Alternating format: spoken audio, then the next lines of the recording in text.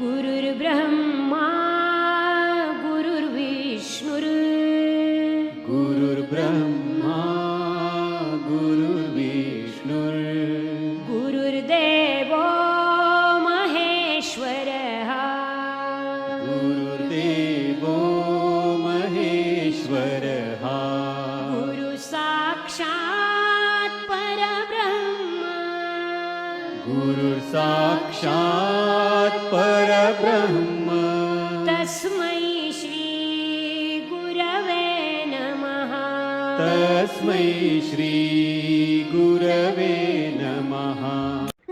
यदा यदा हि धर्मस्य ग्लानिर्भवति भारत अभ्युत्थानं धर्मस्य तदात्मानं सृजाम्यहम् परित्राणाय साधूनां विनाशाय च दुष्कृतां धर्म संस्थापनार्थाय संभवामि युगे युगे। प्रेम से बोलो श्री कृष्ण भगवान की जय। मित्रों, भक्तों, श्री कृष्ण जी महाराज की जय। मित्रों, भागवत गीता यथारूप संपूर्ण 18 अध्याय चल रहा है। मैं राजेंद्र कुमार सूर्यवंशी भगवान श्री कृष्ण की चरणों की धूल उनका शिष्य भगवान श्री कृष्ण की वाणी अपने मुख के द्वारा आप तक पहुंचा रहा हूं। कृपया प्रसाद लेना मत भूलिए। प्रेम से बोलो श्री कृष्ण भगवान की जय। मित्रों, अध्याय 2 चल रहा था। श्रीमद् भागवत गीता यथारूपम गीता का संवाद अब हम शुरू करने जा रहे हैं। अध्याय 2 चल रहा है। मित्रों, पिछले धारावाहिक में हमने आपको बतलाया था कि उन्हें ही वे भक्ति का विशुद्ध ज्ञान प्रदान करते हैं। इस प्रकार भक्त सरलता से उनके विचारानंद में धाम में पहुंच सकते हैं। यहाँ तक हमने आपको गीता का प्रवचन सुनाया था। आगे हम शुरू करते हैं। तो एक बार प्रेम से बोलो श्री कृष्ण भगवान की जय। एक बार बोल दो ना राधे राधे। इस प्रकार इस श्लोक में अवर्णित बुद्धि योग भगवान कृष्ण की भक्ति है और यहाँ पर उल्लेखित संख्या शब्द का नास्तिक कपिल द्वारा प्रतिपादित अनिश्वरवादी संख्या योग से कुछ भी संबंध नहीं है। अतः किसी को यह भ्रम नहीं होना चाहिए कि यहाँ पर उल्लेखित संख्या योग का अनिश्वरवादी संख्या से किसी प्रकार का संबंध है। ना ही उस समय उनके दर्शन का कोई प्रभाव था और ना कृष्ण ने ऐसी ऐश्वर्यहीन दर्शनात्मक कल्पना का उल्लेख करने की चिंता की। संख्या दर्शन का वर्णन भगवान कपिल द्वारा श्रीमद् भागवत में हुआ है, किंतु वर्तमान प्रकरणों में उस संख्या से भी कोई सरोकार नहीं है। यहाँ संख्या का अर्थ है शरीर तथा आत्मा का वैश्लेषिक अध्ययन। भगवान कृष्ण ने आत्मा का वैश्लेषिक वर्णन अर्जुन को बुद्धि योग का कर्म योग तक लाने के लिए किया। अतः भगवान कृष्ण का संख्या तथा भागवत में भगवान कपिल द्वारा वर्णित संख्या एक ही है। ये दोनों भक्ति योग है। अतः भगवान कृष्ण ने कहा है कि केवल अल्पज्ञ ही असंख्या योग तथा भक्ति योग में भेदभाव मानते हैं। संख्या योगो पृथ्वी बाला परदंत्य ना पंडिता निस्संदेह अनिश्वरवादी असंख्या योग का भक्ति योग से कोई संबंध नहीं है। फिर भी बुद्धिहीन व्यक्ति का दावा है कि भागवत गीता में अनिश्वरवादी असंख्या का ही वर्णन हुआ है। अतः मनुष्य को यह जान लेना चाहिए कि बुद्धि योग का अर्थ कृष्ण भावना में पूर्ण आनंद तथा भक्ति के ज्ञान में कर्म करना है। जो व्यक्ति भगवान की तुष्टि के लिए कर्म करता है, चाहे वह कर्म कितना भी कठिन क्यों ना हो, वह बुद्धि योग के सिद्धांत के अनुसार कार्य करता है और दिव्य आनंद का अनुभव करता है। ऐसी दिव्य व्यस्तता के कारण उसे भागवत कृपा से समस्त संपूर्ण दिव्य ज्ञान प्राप्त हो जाता है और ज्ञान प्राप्त करने के लिए अतिरिक्त श्रम किए बिना ही उसकी पूर्ण मुक्ति हो जाती है। कृष्ण भावना भक्ति कर्म तथा फल प्राप्ति की इच्छा से किए गए कर्म में विशेष तथा पारिवारिक या भौतिक सुख प्राप्त करने की इंद्रिय तृप्ति के लिए किए गए कर्म में प्रचुर अंतर होता है। अतः बुद्धि योग हमारे द्वारा संपन्न कार्य का दिव्य गुण है। प्रेम से बोलो श्री कृष्ण भगवान की जय। नेहा भी कर्माना सो सक प्रत्यावायो ना विदतेहा अस्वल्प अमाह्यस्य धर्मस्य त्रायते मैं तो बायतः ना नहीं। इस योग में अभिक्रम प्रयत्न करने में नाश हानि असित है, प्रत्यावास हास ना कभी नहीं, विधते है सुअल्पम थोड़ा अपि यद्यपि अस्य इस धर्म से धर्म का त्रायते मुक्त करता है, महत महान भयात भय से। अनुवाद मित्रों, इस प्रयास में ना तो हानि होती है ना ही हार्स आपूर्ति। इस पथ पर की गई अल्प प्रगति भी महान भय से रक्षा करती है। तात्पर्य, कर्म का सर्वोच्च दिव्य गुण है। कृष्ण भावना में कर्म या इंद्रिय तृप्ति की आशा ना करके कृष्ण के हित में कर्म करना। ऐसे कर्म का लघु आरंभ होने पर भी कोई बाधा नहीं आती, ना कहीं इस आरंभ का विनाश होता है। भौतिक स्तर पर प्रारंभ किए जाने वाले किसी भी कार्य को पूरा करना होता है, अन्यथा सारा प्रयास निष्फल हो जाता है। किंतु कृष्ण भावना में प्रारंभ किए जाने वाला कोई भी कार्य अधूरा रहकर भी स्थायी प्रभाव डालता है। अतः ऐसे कर्म करने वाले को कोई हानि नहीं होती, चाहे यह कर्म अधूरा ही क्यों ना हो और क्यों ना रह जाए। यदि कृष्ण भावना का 1% भी कार्य पूरा हुआ हो तो उसका स्थायी फल होता है। प्रेम से बोलो श्री कृष्ण भगवान की जय। अतः अगली बार 2% से शुभ आरंभ होगा, किंतु भौतिक कर्म से जब तक 100% सफलता प्राप्त ना हो तब तक कोई लाभ नहीं होता। आजमिल ने कृष्ण भावना मृत में अपने कर्तव्य का कुछ ही प्रतिशत पूरा किया था, किंतु भगवान की कृपा से उसे 100% लाभ मिला। इस संबंध में श्रीमद् भागवत में 1, 5 और 17 एक अत्यंत सुंदर श्लोक आया है।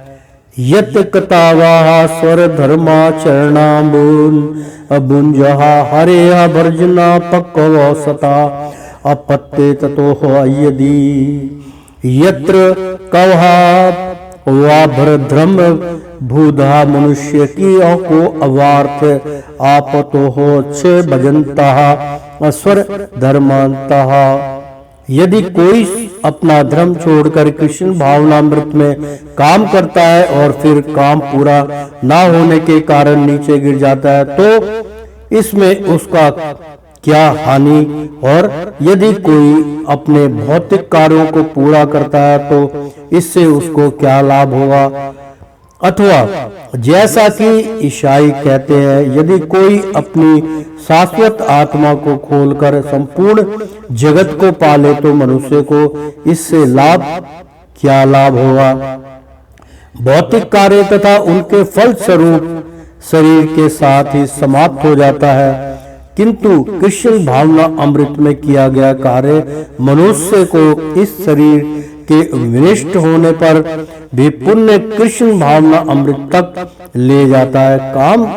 कम से कम इतना तो निश्चित है कि अगले जन्म में उसे असुसंस्कृत ब्राह्मण परिवार में या धनी अमानी कुल में मनुष्य का शरीर प्राप्त हो सकेगा, जिससे उसे भविष्य में ऊपर उठने का अवसर प्राप्त हो सकेगा। कृष्ण भावनामृत में संपन्न कार्य का यही अनुपम गुण है। व्यवसात्म कहा बुद्धि आहारे कहा है कुंदन नंदन। बहुत सुंदर मित्रों, व्यवसात्म कहा आविर अबुद्धि रे के कुंदन बहु शाखा आनंत छा शत्रु विद्रेयो स्वभाव व्यास्याम्यन नाम। अर्थात मित्रों, वैसाथ यानी कि वैसाथ आत्म का कृष्ण भावना में स्थिर बुद्धि एका एक मात्र यह इस संसार में कुरु नंदन, हे कुरुओं के प्रिय पुत्र, बहुशाखा अनेक शाखाओं में विभक्त ही निस्संदेह अनाता आसीम चा अभी अबुद्धिया बुद्धि अव्यवसायन नाम, जो कृष्ण भावना में नहीं है उनकी। अर्थात अनुवाद, जो इस मार्ग पर चलते हैं वे प्रयोजन में दृढ़ रहते और उनका लक्ष्य भी एक होता है। हे कुंदन नंदन, जो दृढ़ प्रतिज्ञ नहीं है उनकी अबुद्धि अनेक शाखाओं में विभक्त रहती है। तात्पर्य यह दृढ़ श्रद्धा की कृष्ण भावना द्वारा मनुष्य जीवन की सर्वोच्च सिद्धि प्राप्त कर सकेगा। वह साहित्यिका बुद्धि कहलाती है। चैतन्य चरितामृत में मध्य 22-62 में कहा गया है, श्रद्धा शब्दे विश्वास कहे सुदृढ़ निश्चय कृष्ण भक्ति कहले आस्वर कर्म कृत है। श्रद्धा का अर्थ है किसी अलौकिक वस्तु में अटूट विश्वास। जब कोई कृष्ण भावना के कार्यों में लगा होता है तो उसे परिवार, मानवता या राष्ट्रीय से वैध कर कार्य करने की आवश्यकता नहीं होती। पूर्व में किए गए शुभ अशुभ कर्मों के फल ही साकाम कर्मों में लगाते हैं। जब कोई कृष्ण भावना में संलग्न हो तो उसे अपने कार्यों को शुभ फल के लिए प्रतिशील नहीं रहना चाहिए। जब कोई कृष्ण भावना में लीन होता है तो उसके सारे कार्य आध्यात्मिक धरातल पर होते हैं, क्योंकि उनमें अच्छे तथा बुरे का दैत्य नहीं रह जाता। कृष्ण भावना की सर्वोच्च सिद्धि ध्यान बुद्धि का त्याग है। कृष्ण भावना की प्रगति के साथ क्रम से यह अवस्था स्वतः प्राप्त हो जाती है। कृष्ण भावना भक्ति व्यक्ति का दृढ़ निश्चय ज्ञान पर आधारित है। वासुदेव अस्वरम इति असामात्मम दुर्लभ। कृष्ण भावना भक्ति व्यक्ति अत्यंत दुर्लभ जीव है जो भली भांति जानता है कि वासुदेव या कृष्ण समस्त प्रकट कारणों के मूल कारण है। जिस प्रकार वृक्ष की जड़ सींचने पर स्वतः ही पत्तियों तथा टहनियों में जल पहुंचा जाता है, इसी तरह कृष्ण भावना भक्ति भावित होने पर मनुष्य प्रत्येक प्राणी की अर्थात अपनी परिवार की, समाज की, मानवता की सर्वोच्च सेवा कर सकता है। यदि मनुष्य के कर्मों से कृष्ण प्रसन्न हो जाए तो प्रत्येक व्यक्ति संतुष्ट होगा। किंतु कृष्ण भावनामृत सेवा गुरु के समर्थ निर्देशन में ही ठीक से हो पाती है, क्योंकि गुरु कृष्ण का प्रमाणिक प्रतिनिधि होता है जो शिष्य के स्वभाव से परिचित होता है और उसे कृष्ण भावना की दिशा में कार्य करने के लिए मार्ग दिखा सकता है। अतः कृष्ण भावना में दक्ष होने के लिए मनुष्य को दृढ़ता से कर्म करना होगा और कृष्ण के प्रतिनिधि की आज्ञा का पालन करना होगा। उसे गुरु के उपदेशों को जीवन का लक्ष्य मान लेना होगा। शील विश्वनाथ चक्रवर्ती ठाकुर गुरु की प्रसिद्ध प्रार्थना में उपदेश देते हैं, यस्य अप्रसादाद भवकते प्रसाद हो यशः प्रसादाना मतिः कुतोऽपि ध्यायानस्तु वस्तुतः सहायस्य स्त्रासंधः वंदे गुरुः श्री चरणारविंद नमः। गुरु की दृष्टि से भगवान भी प्रसन्न होते हैं। गुरु को प्रसन्न किए बिना कृष्ण भावना के स्तर तक पहुंच पाने की कोई संभावना नहीं रहती। अतः मुझे उनका चिंतन करना चाहिए और दिन में 3 बार उनकी कृपा की याचना करनी चाहिए और अपने गुरु को सादर नमस्कार करना चाहिए। बहुत सुंदर श्लोक मित्रों। यहाँ पर मैं एक बार फिर आपको जो है इसका विमोचन करके बतलाता हूँ। गुरु दृष्टि से भगवान भी प्रसन्न होते हैं, यानी कि अगर गुरु को आपने प्रसन्न कर दिया, गुरु की दृष्टि कर दी, गुरु का सत्कार किया तो भगवान प्रसन्न होते हैं। गुरु को प्रसन्न किए बिना कृष्ण भावना के स्तर तक पहुंच पाने की कोई संभावना नहीं है। यदि आपका गुरु रुष्ट है, आप गुरु को प्रसन्न नहीं कर सकते, तो आप भगवान श्री कृष्ण के स्तर तक, उनके अंत तक आप नहीं पहुंच सकते। उनकी सेवा में आप छिन्न हो जाएंगे। तो कृष्ण भावना के स्तर तक पहुंच पाने की कोई संभावना नहीं रहती। अतः मुझे उनका चिंतन करना चाहिए और दिन में 3 बार उनकी कृपा की याचना करनी चाहिए और अपने गुरु को सादर नमस्कार करना चाहिए। किंतु यह संपूर्ण पद्धति अध्यांत बुद्धि से परे सैद्धांतिक रूप में नहीं, वर्णन व्यवहारिक रूप में पूर्ण आत्मज्ञान पर निर्भर करती है। जब सकाम कर्मों से इंद्रिय तृप्ति की कोई संभावना नहीं रहती, जिसका मन दृढ़ नहीं है, वह विभिन्न सकाम कर्मों की ओर आकर्षित होता है। अर्थात मित्रों बहुत सुंदर वचन है। किंतु यह संपूर्ण पद्धति देहांत बुद्धि से, यानी कि ये संपूर्ण जो पद्धति है, जो इसको मानने वाले हैं देहांत बुद्धि, यानी कि उनकी बुद्धि से परे, जो अपने आप को अपनी बुद्धि में रहते हैं, से परे सैद्धांतिक, मतलब जो इसका सिद्धांत बना हुआ है, रूप में नहीं, वर्णन व्यवहारिक के रूप में पूर्ण आत्मज्ञान पर निर्भर रहती है और निर्भर करती है। जब सकाम कर्मों से इंद्रिय तृप्ति की कोई संभावना नहीं रहती है, जिसका मन दृढ़ नहीं है, वही विभिन्न सकाम कर्मों की ओर आकर्षित होता है। यानी कि सकाम कर्म जो इस कर्म से परे के कर्म है, उसमें जो डूबा रहता है, मेरे को ये फायदा हो जाए, परमात्मा कृपा करो मेरे पे ये हो जाए, तो फिर वो उसमें जो है सकाम कर्मों की ओर आकर्षित होता है। यामी महापुष्पंतः वांच पर्वधानत्यः विपेश्यन्त्र अवेदा वेदवादरतः पार्थ न्यायदस्थिति अवंदनी कामतमान स्वर्ग परा जन्म कर्म फल प्रदानम क्रिया विशेष बहुला अभोगेश्वर्या गंतिया प्रति याम इमाम, ये सब पुष्यताम दिखावटी, ये सब दिखावटी वाचम शब्द वैतंती कहते हैं।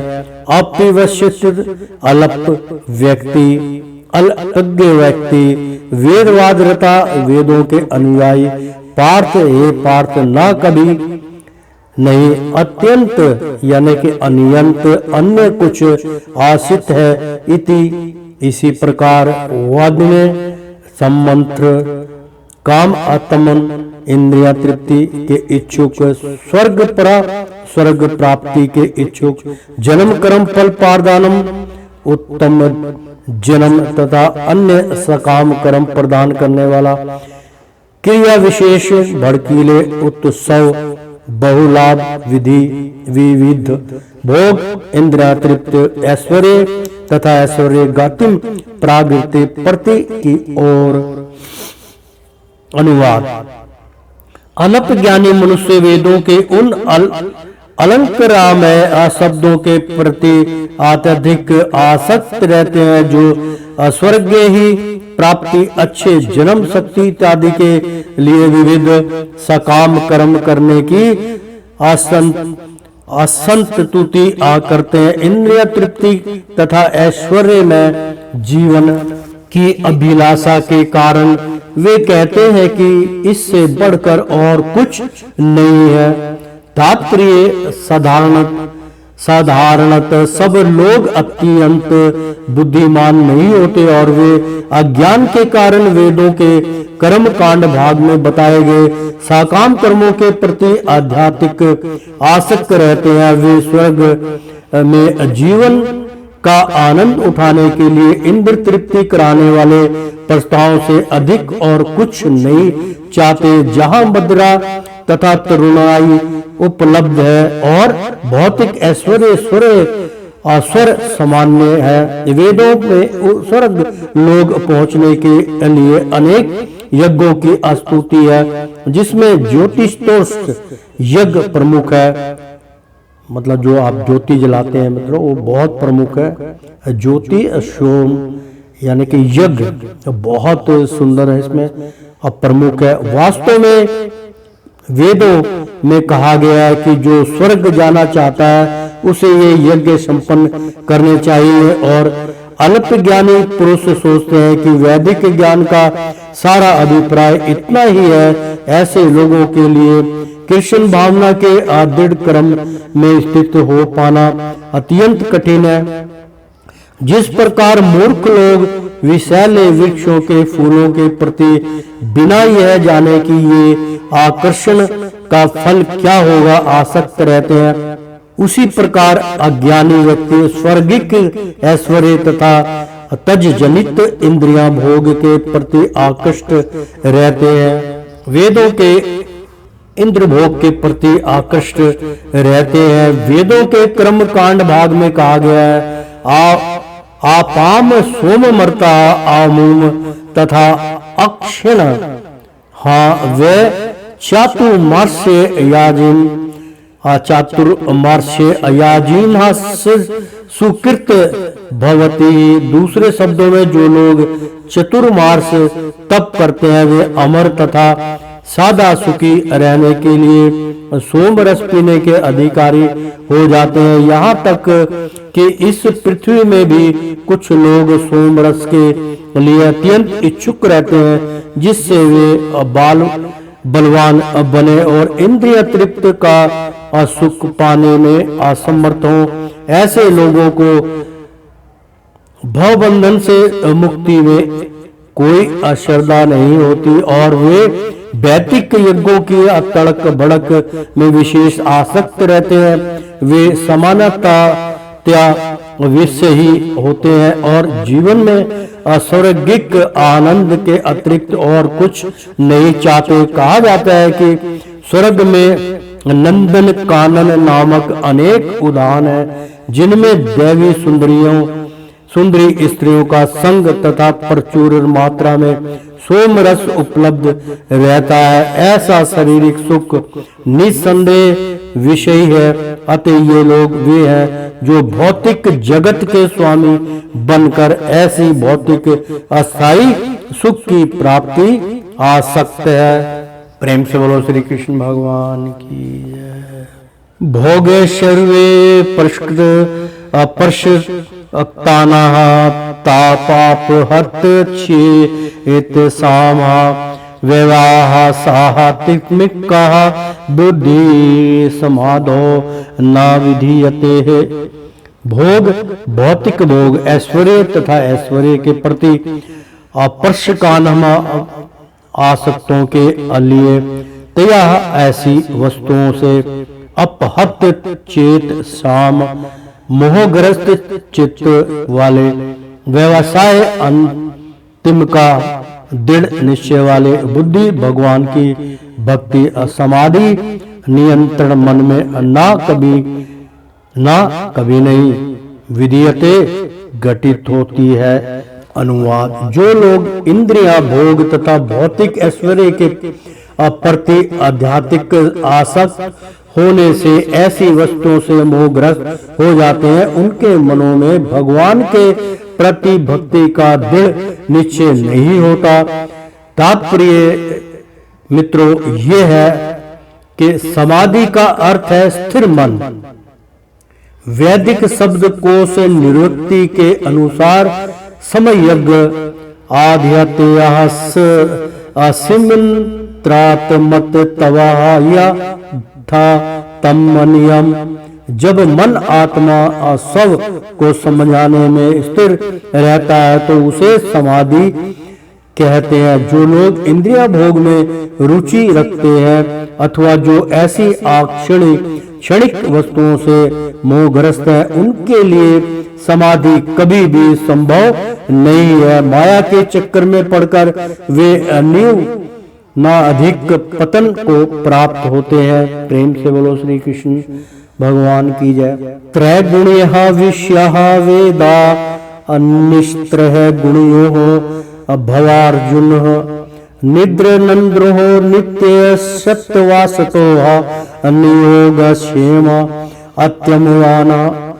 हे त्रय गुणीय है, प्राकृति तीनों गुणों से संबंधित विषयों में वेदा वैदिक साहित्य निक्षत्र गुणीय प्राकृति के तीनों गुणों से परे भव होवे। अर्जुन, हे अर्जुन, निर्दुदु दैत्य भाव से मुक्त, नित्य सत्व सत्य, नित्य अशुद्ध सत्व में स्थित, नियोग क्षेम लाभ तथा रक्षा के भाव से मुक्त, आत्मवान सौ में स्थापित। अनुवाद मित्रों, वेदों में मुख्यतया प्राकृतिक के तीनों गुणों का वर्णन हुआ है। हे अर्जुन, इन तीनों गुणों से ऊपर उठो, समस्त दैत्यों और लाभ तथा सुरक्षा की सारी चिंताओं से मुक्त होकर आत्मा प्रयाण करो, आत्मा प्रयाण बनो।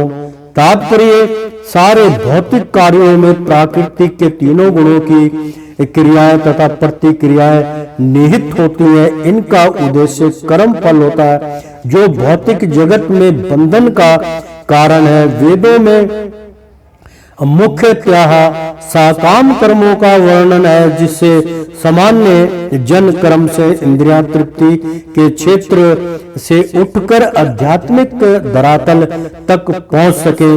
कृष्ण अपने शिष्य तथा मित्र के रूप में अर्जुन को सलाह देते हैं कि वह वेदांत दर्शन के आध्यात्मिक पद तक ऊपर उठे, जिसका प्रारंभ ब्रह्मा जिज्ञासा अथवा परम आध्यात्मिकता पर प्रश्नों से होता है। इस भौतिक जगत के सारे प्राणी अपने अस्तित्व के लिए कठिन संघर्ष करते रहते हैं।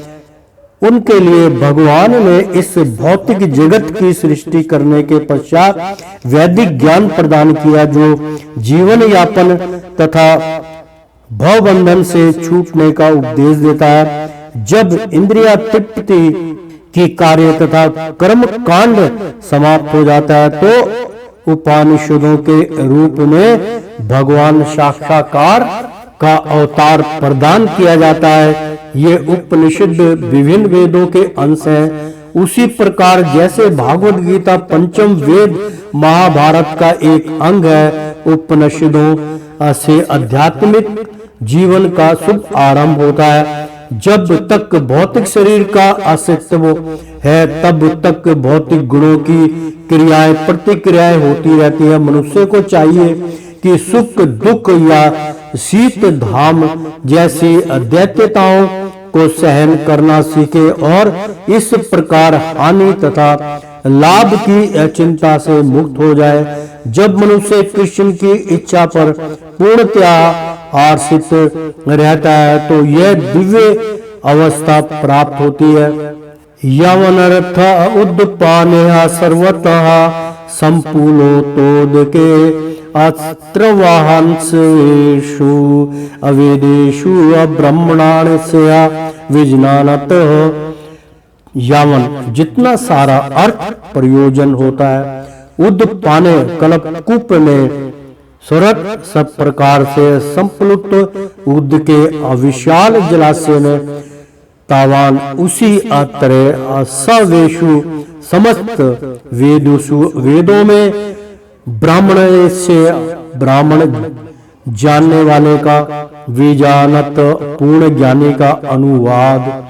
एक छोटे से क्रूप यानी कि एक छोटे से कूप का सारा कार्य इस विशाल जलाशय से तुरंत पूरा हो जाता है। इसी प्रकार वेदों के अनांतरिक तात्पर्य जानने वाले को उनके सारे प्रयोजक सिद्ध हो जाते हैं। तात्पर्य वेदों के कर्म कांड विभाग में वर्णित अनुष्ठानों एवं यज्ञों का अध्यय आत्म साक्षात्कार के कर्मिक विकास को प्रोत्साहित करना है और आत्म साक्षात्कार का ध्येय भागवत गीता के 15वें इस प्रकार स्पष्ट किया गया है। वेद अध्ययन का ध्येय जगत के आदि कारण भगवान कृष्ण को जानना है। अतः आत्मा साक्षात्कार का अर्थ है कृष्ण को तथा उनके तथा अपने शाश्वत संबंध को समझना। कृष्ण के साथ जीवों के संबंध का भी उल्लेख भागवत गीता के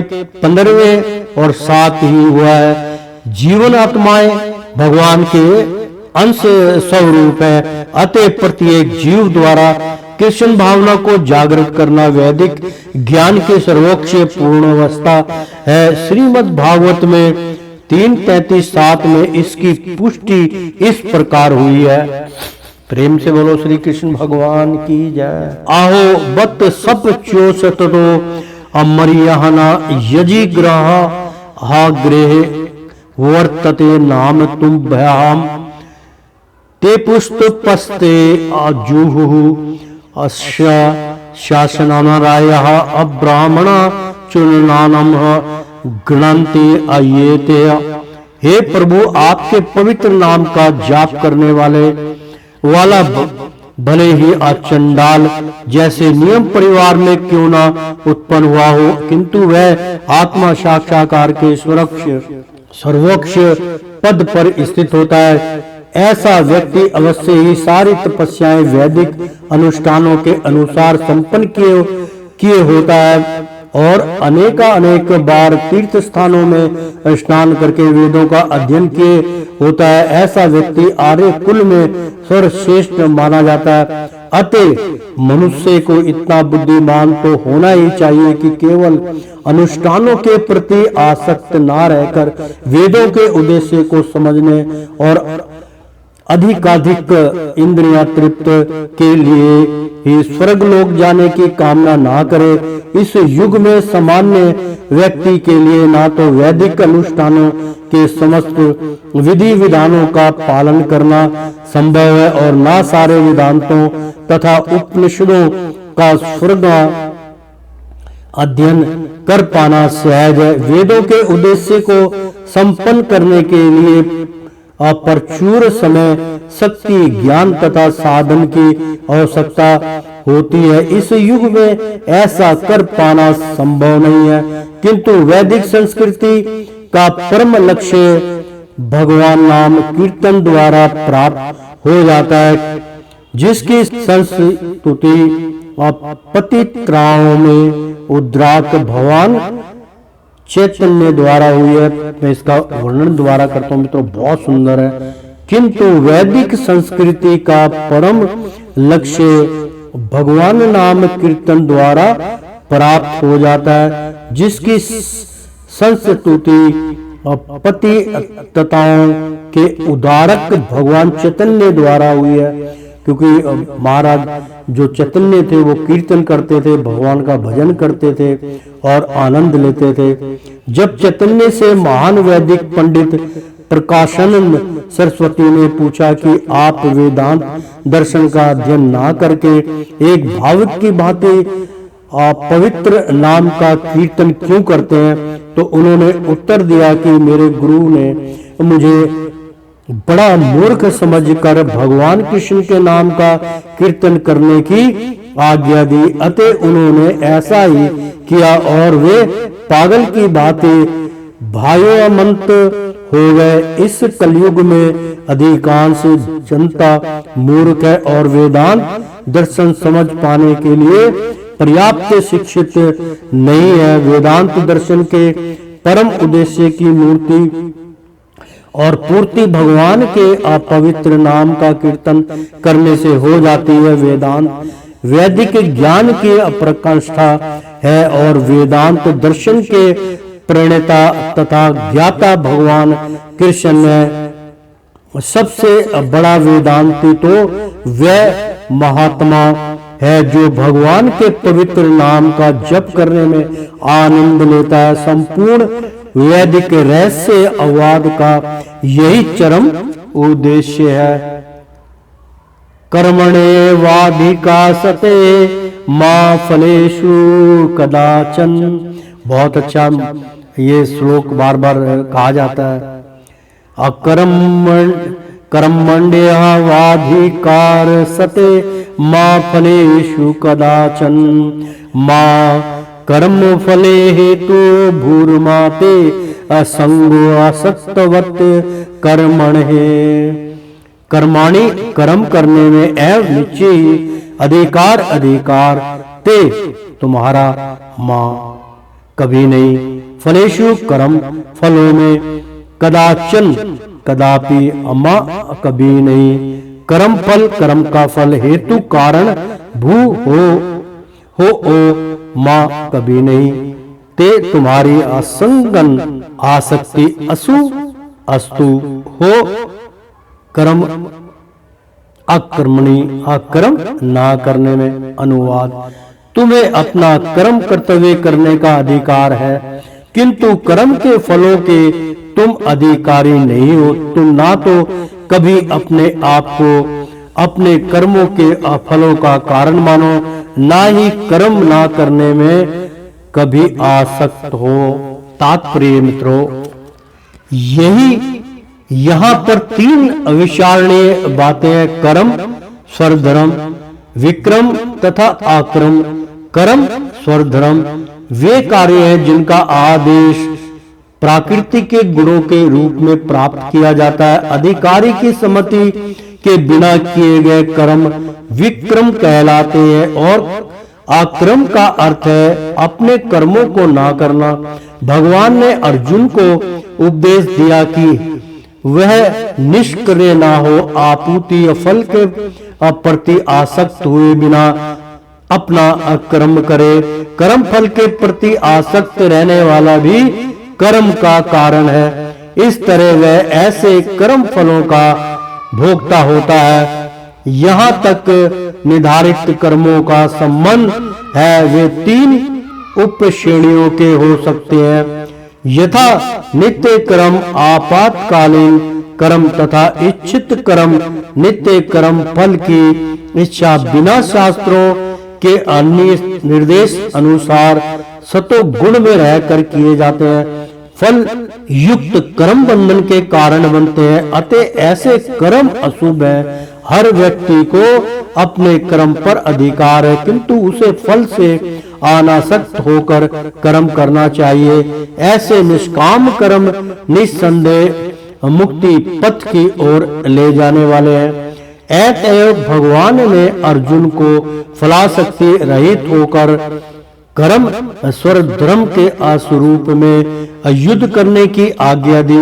उसका युद्ध विमुख होना आसक्ति के द्वारा पहलू है। ऐसी आसक्ति से कभी मुक्ति पथ की प्राप्ति नहीं हो पाती। आसक्ति चाहे स्वीकारात्मक हो या निषेधात्मक, वह बंधन का कारण है, अक्रम पाप में है, अतः कर्तव्य के रूप में युद्ध करना ही अर्जुन के लिए मुक्ति का एकमात्र कल्याणकारी मार्ग था। योगस्थ कुरु कर्माणि असंग यत्ताकतवः अधन्य असिद्ध त्राय सद्यो संभो अभूतवा समस्तमा योग उच्यते।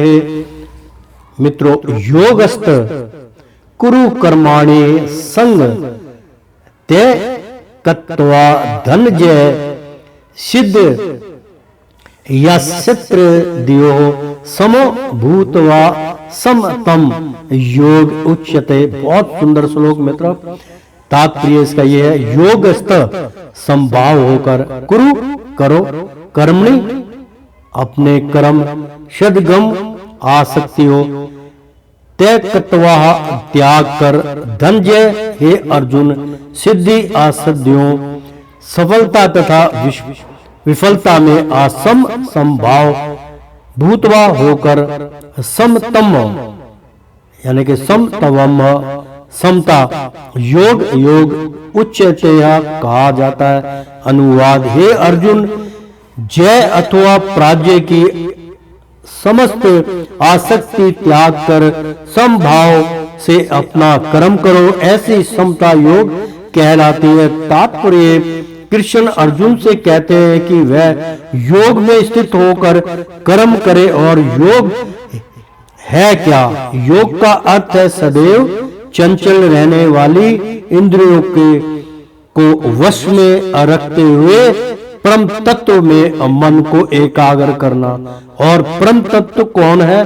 भगवान ही परम तत्व है। और चूंकि वे स्वयं अर्जुन को युद्ध करने के लिए कह रहे हैं, अतः अर्जुन को युद्ध के फल से कोई सरोकार नहीं है। जय या पराजय कृष्ण के लिए विचारणीय है। अर्जुन को तो बस श्री कृष्ण के निर्देश अनुसार कर्म करना है। कृष्ण के निर्देश का पालन ही वास्तविक योग है और इसका अभ्यास कृष्ण भावनामृत नामक विधि द्वारा किया जाता है। एकमात्र कृष्ण भावना के माध्यम से ही स्वामित्व भाव का प्रतित्याग किया जा सकता है। इसके लिए उसे कृष्ण का दास ना उनके दासों का दास बनना होता है। कृष्ण भावनामृत में कर्म करने की यही एक विधि है जिससे योग में स्थित होकर कर्म किया जा सकता है। अर्जुन क्षत्रिय है, अतः वह वर्णाश्रम धर्म का अनुयायी है। विष्णु पुराण में कहा गया है कि वर्णाश्रम धर्म का एकमात्र उद्देश्य विष्णु को प्रसन्न करना है। संसारिक नियम है कि लोग पहले अपनी तुष्टि करते हैं, किंतु यहाँ तो अपने को तुष्ट ना करके कृष्ण को तुष्ट करना है। अतः कृष्ण को तुष्ट किए बिना कोई वर्णाश्रम धर्म का पालन कर भी नहीं सकता। यहाँ पर परोक्ष रूप से अर्जुन को कृष्ण द्वारा बताई गई विधि के अनुसार कर्म करने का आदेश है।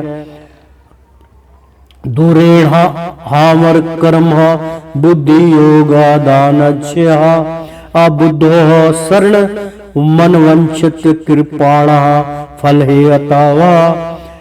दूरेण दूर से ही त्याग दो ही निश्चय ही अवरम गणहित निर्धन्य कर्म कर्म बुद्धि योगात कृष्ण भावना के बल पर धनचय हे संपत्ति को जीतने वाले बुद्धों, ऐसी चेतना में शरणम पूर्ण संपन्न आश्चर्य अवनचित प्रयत्न करो। कृपाणा कंजूस व्यक्ति, फल हे तव संकाम कर्म की अभिलाषा वाले। अनुवाद, हे धनजय, भक्ति के द्वारा समस्त मंगित कर्मों से दूर रहो और उसी भाव से भगवान की शरण ग्रहण करो। जो व्यक्ति अपने साकाम कर्म फलों को भोगता और भोगना चाहता है वे कृपण है। कृपण का अर्थ बहुत मित्रों सुंदर है कि कंजूस व्यक्ति, मतलब किसी भी भगवान के नाम को लेने में कंजूसी नहीं करना चाहिए। तात्पर्य, जो व्यक्ति भगवान के दास रूप में अपने स्वरूप को समझ लेता है वह कृष्ण भावना में स्थित रहने के अतिरिक्त सारे कर्मों को छोड़ देता है। जीव के लिए ऐसी भक्ति कर्म का सही मार्ग केवल कृपण ही अपने साकाम कर्मों का फल भोगना चाहते हैं, किंतु इससे वे भवबंधन में और अधिक फंसते जाते हैं। कृष्ण भावना के अतिरिक्त जितने भी कर्म संपन्न किए जाते हैं वे गृहित है, क्योंकि इससे कर्ता जन्म मृत्यु के चक्र में लगातार फंसा रहता है। अतः कभी इसकी आकांक्षा नहीं करनी चाहिए कि वह कर्म का कारण बने। हर कार्य कृष्ण भावनामृत में कृष्ण की तुष्टि के लिए किया जाना चाहिए। कृपणों को यह ज्ञात नहीं है कि देव वंश या कठोर श्रम से अर्जित संपत्ति का किस तरह असद प्रयोग करें। मनुष्य को अपनी सारी शक्ति कृष्ण भावना अर्जित करने में लगानी चाहिए, इससे उसका जीवन सफल हो सकेगा। कृपणों की अभागे व्यक्ति अपनी अमानवीय शक्ति को भगवान की सेवा में नहीं लगाते। बुद्धि युक्तो जहाते उभे सुकृत दुष्कृते तस्मा अधोगा युजा सवयोगा क्रमशु कौशल्यम। बुद्धि युक्त भक्ति में लगा रहने वाला जहाती मुक्त हो सकता है। इस जीवन में उभे दोनों सुकृत दुष्कृत्य अच्छे तथा बुरे फल तस्मात् अते योगा भक्ति के लिए पूज्य सो इस तरह लग जाओ। योग कृष्ण भावना कमरसु समस्त कार्यों में कौशल्यम कुशलता कला अनुवाद भक्ति में संलग्न रह मनुष्य इस जीवन में ही अच्छे तथा बुरे कार्यों से अपने को मुक्त कर लेता है। अतः योग के लिए प्रयत्न करो, क्योंकि सारा कार्य कौशल यही है। तात्पर्य, जीवात्मा अनादि काल से अपने अच्छे तथा बुरे कर्म के फलों को संचित करता रहता है। फलत वह निरंतर अपने स्वरूप से अनभिज्ञ बना रहता है। इस अज्ञान को भागवत गीता के उपदेश से दूर किया जा सकता है। यह हमें अपूर्ण रूप में भगवान श्री कृष्ण की शरण में जाने तथा जन्म जन्मांतर में कर्म फल की श्रृंखला का शिकार करने से मुक्त होने का उपदेश देती है। अतः अर्जुन को कृष्ण भावना में कार्य करने के लिए कहा गया है, क्योंकि कर्म बंधन के शुद्ध होने की यही प्रक्रिया है। कर्म जन बुद्धि युक्ता ही फल तत्वा मनीषणा जन्म बंधन विनु मुक्ता पन्न गच्छन्त नाम यमः।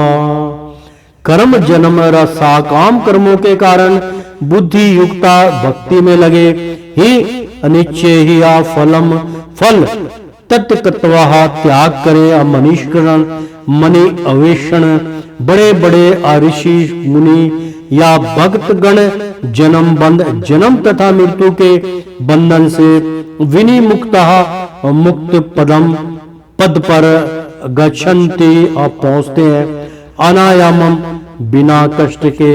इस तरह भागवत भक्ति में लगे रह के बड़े बड़े ऋषि मुनि अथवा भक्त गण अपने आप को इस भौतिक संसार में कर्म के फलों से मुक्त कर लेते हैं। इसी प्रकार से जन्म मृत्यु के चक्र से छूट जाते हैं और भगवान के पास जाकर उस अवस्था को प्राप्त करते हैं जो समस्त दुखों से परे है। तात्पर्य, अमुक्त जीवों का संबंध उस स्थान से होता है जहाँ भौतिक कष्ट नहीं।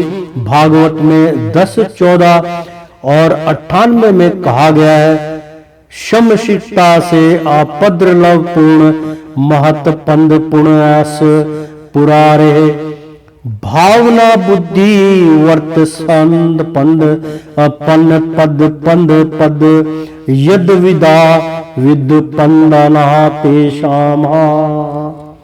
बहुत सुंदर मित्रों श्लोक चल रहा है, तो मित्रों प्रेम से बोलो श्री कृष्ण भगवान की जय। ओ श्रीमन नारायण नारायण हरि हरि, तेरी लीला सबसे न्यारी न्यारी, बोलो हरि हरि। विष्णु नारायण नारायण हरि हरि, ओ लक्ष्मी नारायण नारायण हरि। मित्रों भक्तों एक बार बोल दो ना राधे राधे कृष्णम कृष्णम। प्रेम से बोलो श्री कृष्ण भगवान की जय।